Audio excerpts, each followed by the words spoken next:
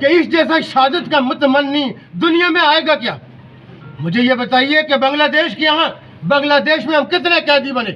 مسلمان جو شہادت کا تمنا لے کے نکلتا ہے، اتنے شہیدوں سے قیدی ہو سکتے ہیں؟ جب تک کام میں ساتھ نہ ہوں، وہاں مکتی بانی ہو، کوئی اور پرابلم تھی اس لیے کہ عوام ہمارے ساتھ نہیں تھی۔ اس بنیاد پہ آپ مجھے یہ بتائیے کہ ہم کب سدھریں گے، کب اصلاح احوال لیں گے؟ ہم پاکستانیت کی بات کرتے یہ ہمارا جرم ہے، ہم پاکستان کے جھنڈے لگاتے یہ ہمارا جرم ہے۔ میں نے یہ کہا کہ میں کوئی کراچی معاہدہ پنڈی معاہدے کی بات نہیں کرتا، میں نے یہ کہا کہ ہم معاہدہ نہیں جانتے ریاست آزاد کشمیر پاکستان کی، لیکن آزاد کشمیر کی ریاست کے وقار اور عزت پہ کمپرومائز کسی صورت نہیں ہوگا۔ کوئی مائی کا لال یہ سوچے ہم سے۔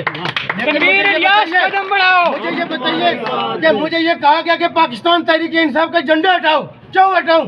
یہ جھنڈا تمہارے پیچھے نہیں رہنا چاہیے، تمہاری گاڑی پہ نہیں رہنا چاہیے، کیوں نہیں رہنا چاہیے؟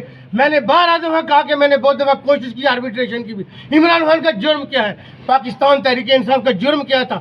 ہم نے کہا کہ دوسری پارٹیاں آزاد کشمیر کے اندر 32 سال بعد بلدیاتی الیکشن کرانا، 32 سال بعد آپ کی ڈرائی پورٹ، آپ گنتے جائیے لوگوں کے 10 سالوں پہ ہمارے باری ہیں، یہ چند ماہ ہوں گے، لیکن میں آپ کو بتاؤں کہ آئندہ آزاد کشمیر کی سیاست کی ڈائریکشن ہم دیں گے۔ کوئی ادارہ اگر ڈکٹیٹ کرنے کا سوچ رہا تھا تو یہ ہم بتائیں گے کہ ریاست کے وارث کون ہے، ریاست میں کس کی چلتی ہے۔ میں یہ بالکل ہیومیلیشن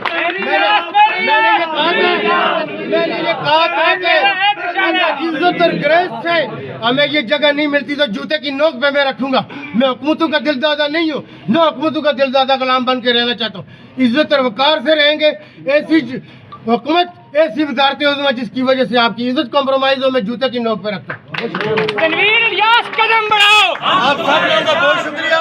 غیرت کے ساتھ جائیں، آپ شہداء غازیوں کے وارث ہیں۔ یہاں پہ ہمارے ریفیوجیز بھی آئے ہوئے ہیں۔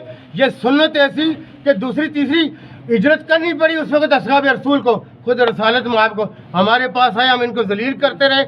ہم حکومت میں ہوں یا نہ ہوں، ان کا ہم کام کریں گے، لیکن یہ ذہن میں رکھیں جو پوزیشنیں ہوتی ہیں وہ اقتدار کی محرون محنت نہیں ہوا کرتی۔ بہت شکریہ۔